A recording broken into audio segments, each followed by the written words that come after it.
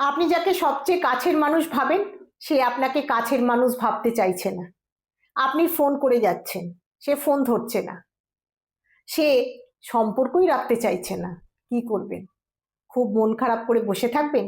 ভাববেন জীবনটা থেমে গেল? নাকি জীবনটাকে নিয়ে একটু অন্যভাবে ভাববেন?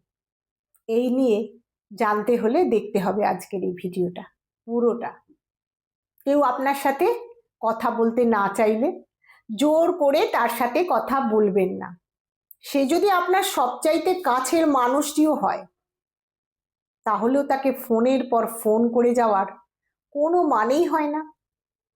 আপনি যাকে এখন কাছের ভাবেন সে হয়তো আপনাকে এখন আর কাছের মানুষ ভাবেই না।